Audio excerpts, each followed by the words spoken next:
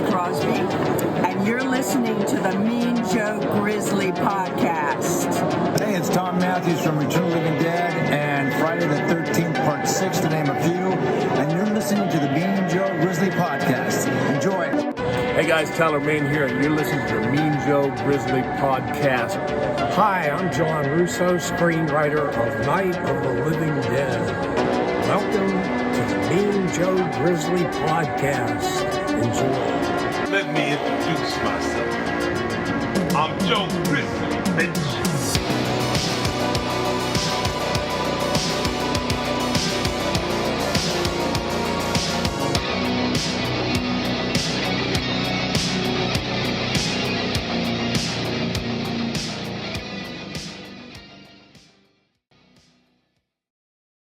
What up, Militia? I'm Mean Joe Grizzly, and when I'm not becoming an undead junkie avenger or having my one-night stand turn into a fight for survival, I'm at the Grizzly Cave, watching movies, reading comics, listening to metal, and of course, crushing beers.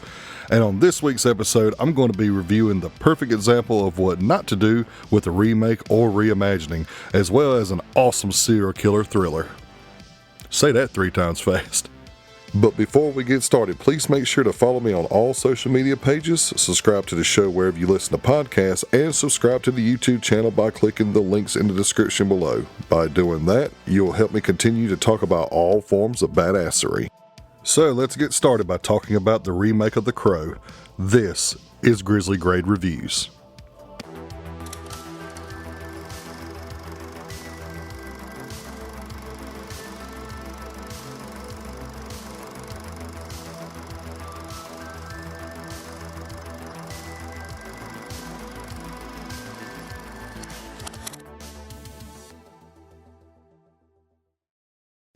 When Eric and his new girlfriend Shelley are murdered by an evil man's henchman, Eric is resurrected to save Shelley's soul and get revenge on those who murdered them.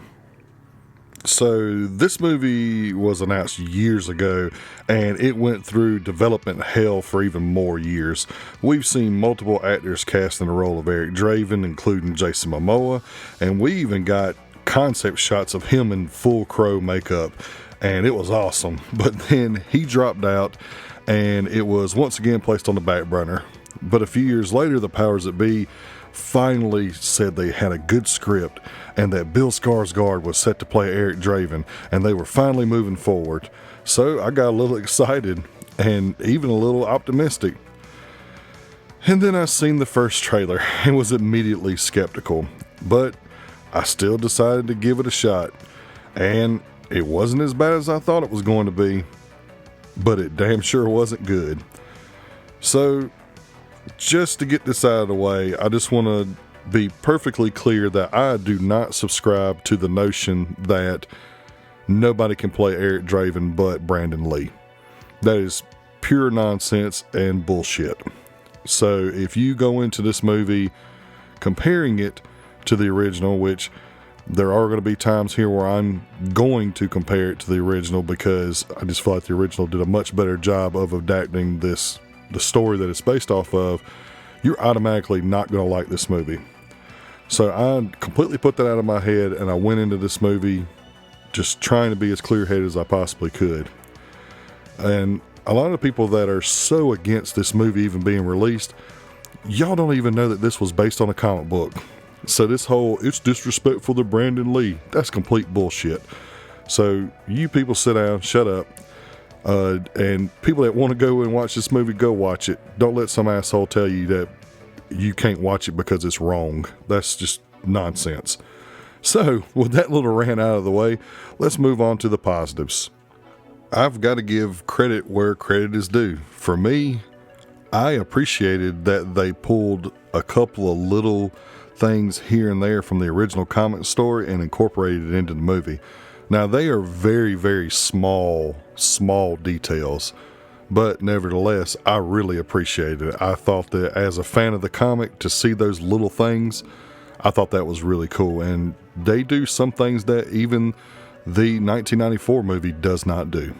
So kudos to them for those little things that they did. And when I say little, I'm saying little things, very, very minute, that if you haven't read the comic in a while, you probably wouldn't even notice. But I also appreciate and liked the newer things that they brought in, like the stipulation on his powers.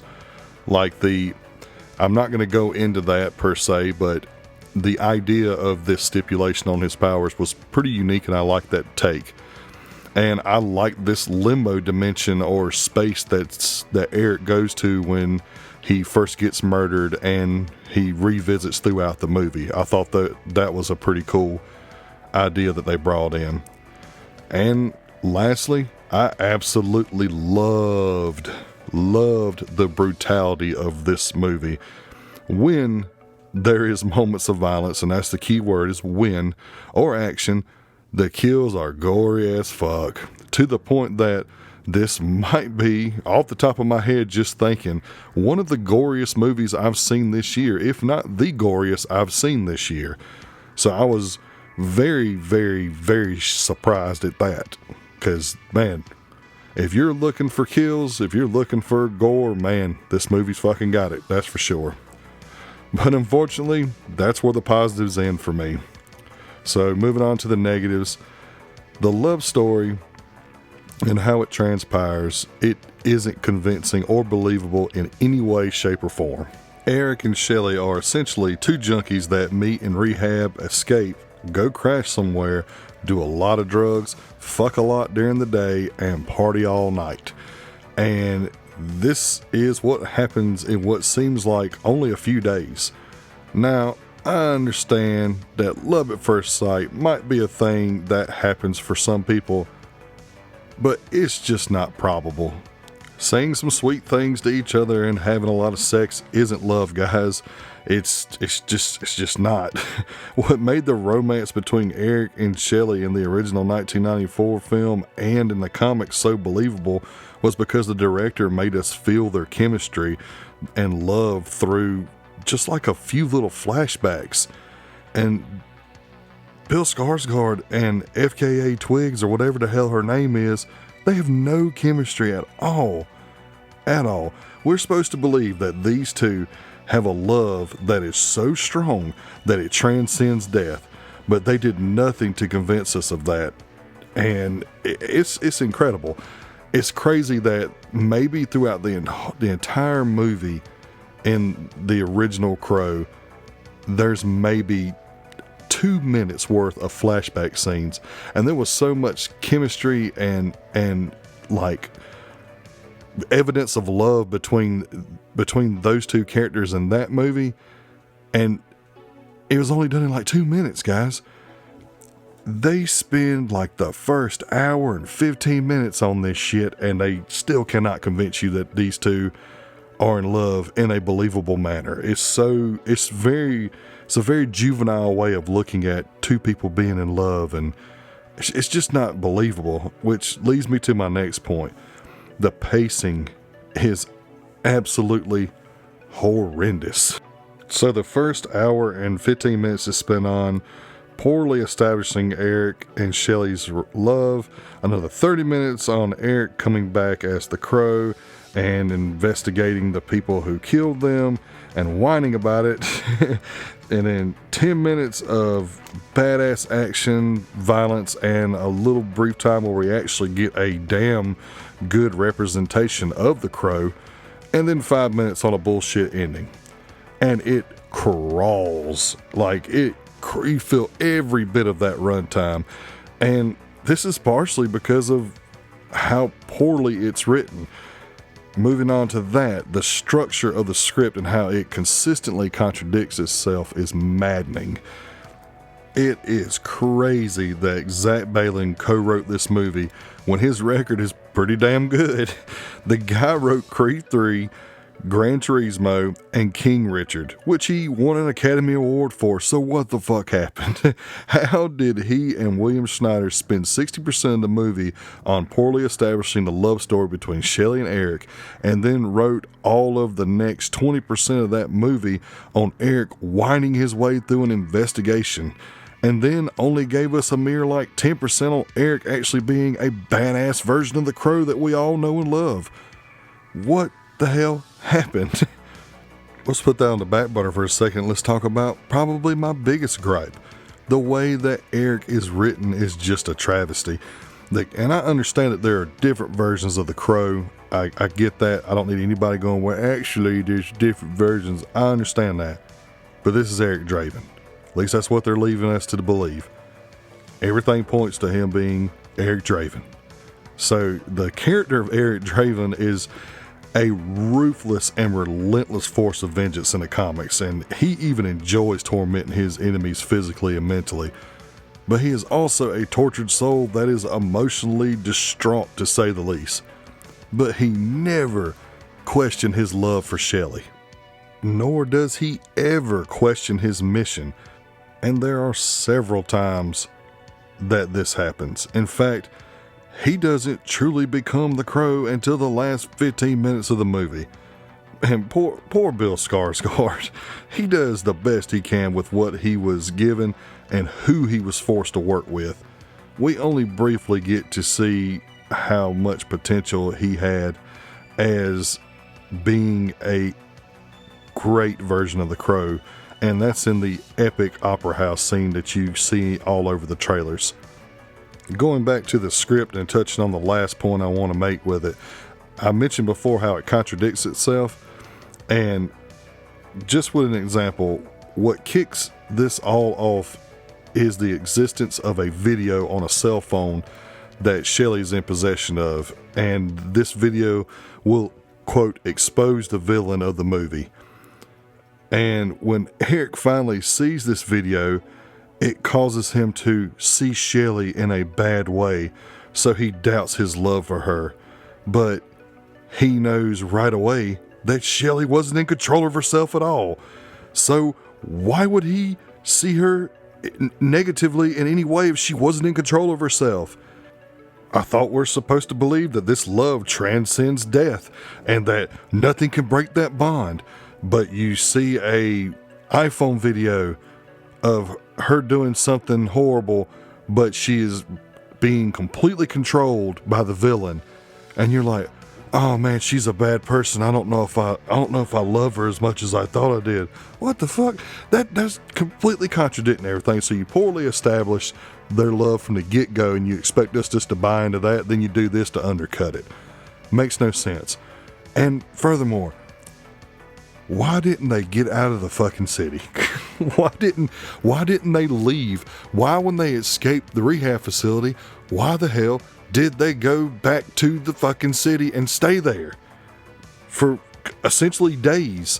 They went out, they got shitty every night at raves and stayed in the city the entire time, knowing damn well that this guy is out to get her. That makes no sense. It's expecting the audience to be stupid is what it is. And these are just very small examples of this.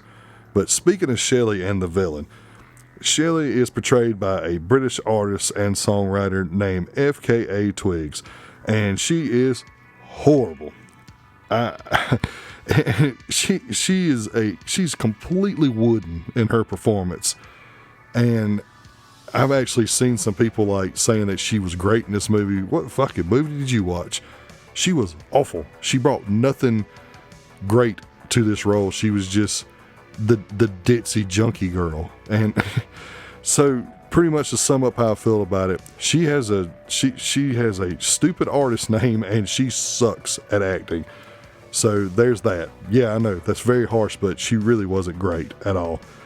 The villain is played by Danny Houston, who, in my opinion, has only had one role where I thought he was good in, and that was Marlowe, the alpha vampire in 30 Days a Night. After that role, he's been generic villain of the week ever since. This role is no different. And there is a supernatural element to him that is never expanded upon, nor is it good at all. It's such a throwaway power that doesn't explain to why anyone should ever be afraid of him. His henchmen are also just cannon fodder. They have zero personality to them whatsoever.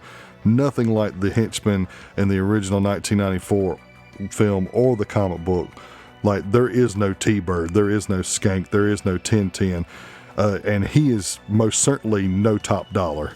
So that was kind of disappointing too, that a movie from 30 years ago can have these larger than life like henchmen, but this one you don't even know their fucking names. Just bad writing. And lastly, my last three gripes. Yeah, my last three. The soundtrack, the look of the characters, and the setting of the film. I like a lot of the goth tracks that were used on this soundtrack, but when they're used, they don't fit the scenes at all. It just feels like they threw them in and said, hey guys, look, we know what goth is. Furthermore, I don't see anything aesthetically that makes this movie goth. Like, it doesn't exist. It's completely absent. And no, guys, for people who don't know what goth really is, Bill Skarsgård look isn't goth in the least. He has what I call the new rapper look. Like, he looks like a poor man's Post Malone. Goth people don't dress like that, guys. That's not, they don't have 30 little micro tattoos all over their face and body. That's not how goth people are. Like, if you don't understand that, then you definitely don't know what goth is. And finally, I don't know where the fuck this movie is taking place at. Like, the actual setting of the film, I don't know, because now, admittedly, I've never been to Detroit, but I didn't see anything that would even remotely put this movie in the city of Detroit. And yeah, I just said I'd never been to Detroit, but I've seen what pictures of Detroit look like. And this ain't what it looks. This is not what Detroit looks like. And furthermore, to even push this further away from that environment, a lot of the characters in this movie, they have foreign accents. A lot. Like, Shelley's got a foreign accent, but her mom has an American accent. What the fuck's that all about? You got a few of the henchmen that sound very like German, or even some that have an Eastern European style accent. What's that all about? It just further pushes it away from the location of Detroit, which is a shame, because Detroit in the comics and in the original movie was like a character unto itself, and it a lot like how Gotham is like a character to itself in the Batman universe.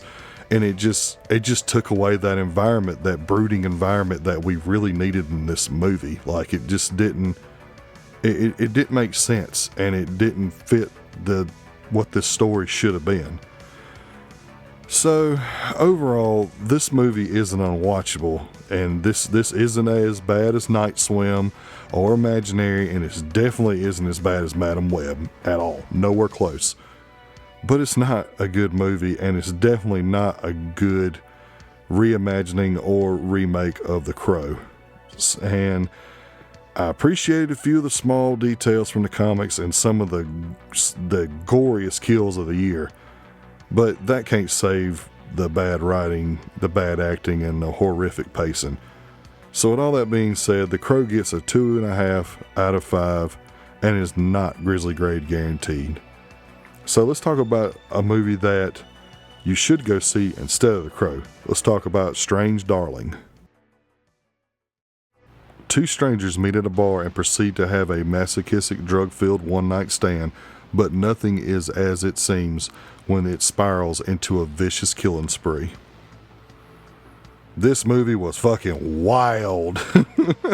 I was not expecting it whatsoever, and I kept hearing about this movie from other horror creators and was lucky enough to get a showing this week at my local theater, and I'm glad I got to see it. This movie takes place in a more rural part of Oregon where two strangers, one played by Kyle Gallner and the other one played by Willa Fitzgerald, known to us as the Demon and the Lady respectively, that's what they named the characters, they meet at a bar, they hit it off, they decide to have a one-night stand. But before they even engage, the lady asks the man, "Are you a serial killer?" He answers no, and then she proceeds to ask him if he is interested in pursuing some sadomasochistic role-playing, where he would play a serial killer and engage in tormenting and torturing her, also assaulting her, as one of his victims. The man reluctantly agrees, and the two engage in the act, and it slowly but surely begins to change and twist from there. And I wasn't going to go into anything further because it will definitely spoil it for you. So let's just go ahead and talk about the positives and the negatives. So starting out, both Kyle Gardner and Willa Fitzgerald are great. They both do a fantastic job of keeping you guessing throughout the film. Willa Fitzgerald in particular gives you this deep performance with a lot of layers that continue to be peeled back and exposed as the movie progresses. Kyle Gardner is also great at giving us this sleazy performance that definitely throws you off throughout this movie. He is relentless, and he's also pretty ruthless. And also, I want to say that he is slowly but surely becoming this actor that will no doubt be a leading man one day. The guy is picking great roles over the last few years, and he is only a matter of time before he gets a lead role, and I really hope that happens for that guy. I actually enjoy almost every movie I've seen him in. Moving on, the use of the color red in the cinematography was a choice that honestly it's not conventional in the least, but it manages to enhance the experience in a way that I honestly can't explain. I know that sounds weird. It has this like dread-filled, but yet it's this sensual mood to it that makes you strangely drawn to this movie, like keeps you locked in. I cannot explain it, but if you see the movie, you'll see exactly what I'm talking about. The movie also keeps this tension throughout that surprisingly doesn't make you necessarily feel on edge, but strongly like off guard, not like holding back and waiting for something to happen. So when these crazy acts of violence happen, the shock is super effective. Like you're so tense, but you're not like, oh my God, what's gonna happen? It kind of lulls you to sleep, yet keeps you tense the entire time. I know it makes no damn sense, but when something crazy happens, the shock is real, and that tension is maintained all the way to the end of the movie until the screen fades out on the final shot. It was very well done. The pacing of the movie is great as well, and considering that it's told in a non-linear style, it's very rare that the pacing works in those types of movies. The only people that actually can pull that off are people like Quentin Tarantino, and so the movie doesn't feel like it's moving too slow or too fast. It's just right. The score is great as well, particularly in like the scenes where someone's being pursued. That music is thrilling, and it definitely puts you in the place of that person who is being pursued. The ominous score that plays when the two leads are in conversation outside of the hotel really sets the mood perfectly and sets you up for all the craziness to come afterwards. And finally, the way that J.T. Molnar wrote and directed this movie and how he delivers the twists was done perfectly. And the way he brings in these chaotic, wild moments when the situation goes completely off the rails, it never takes the movie off the rails with it, if that makes any sense. A lot of movies that have these crazy events that happen in them, it just completely takes you out of the movie. The movie jumps the shark, and it just doesn't work. Which, to me, a lot of directors cannot successfully stick that landing, but J.T. Molnar manages to do that. But it's not perfect by any means. The story is told in a non-linear way, just like in movies like Pulp Fiction, and I do think it's necessary for the film to be as effective as it is to be told this way. But I think at times it skipped around to the same chapters over and over again, and it felt very disorganized. And I know that doesn't make any sense, but unlike movies like Pulp Fiction, they had an execution that flowed and felt surprisingly organized. This at times loses its footing. Like it's like this.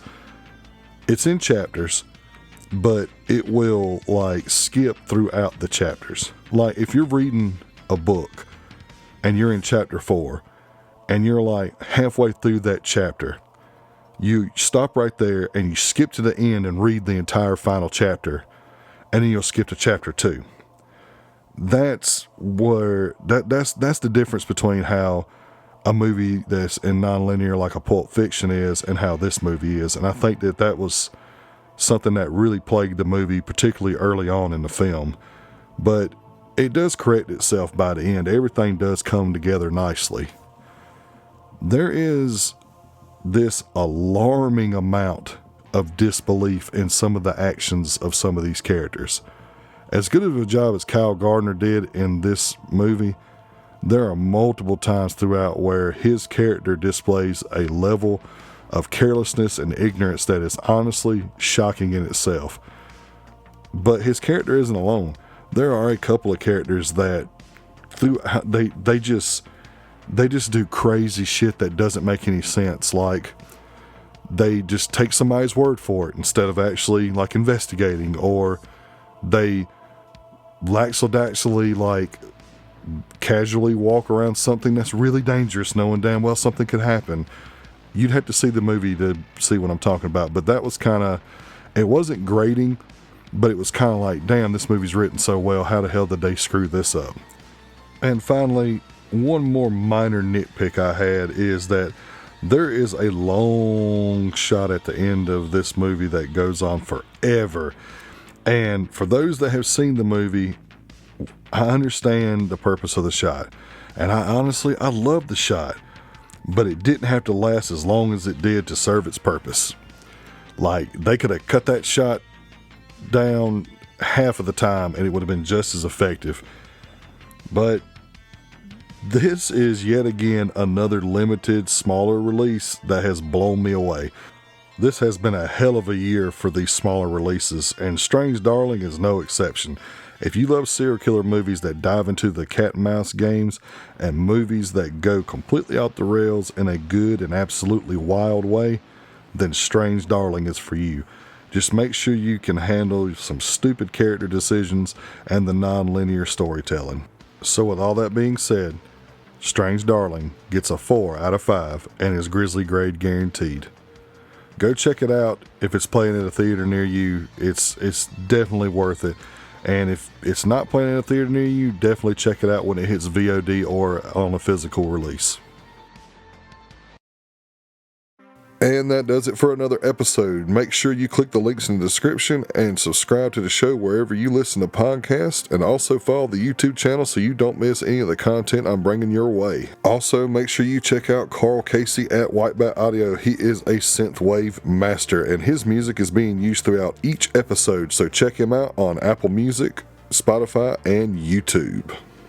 I was going to release a Mean Joe video episode of Beetlejuice this week, but I think I'm going to have to cancel it because of my recent issues with the Crow episode being copyright claimed over and over again by these scam companies. Just don't even get me started. Check out Tik Tok for all those updates on that. But what I do have is the first part in my Crow series of the Grizzly Guide that's up now. So go ahead and check it out and stay tuned for part 2 coming soon. I'm going to be working on some things that are going to be coming y'all's way soon this week, so there's probably not going to be a Grizzly Grade Reviews episode this week. So stay tuned for all that, and thank you all for your continued patience and your support. And remember, I'm Joe Grizzly, bitch.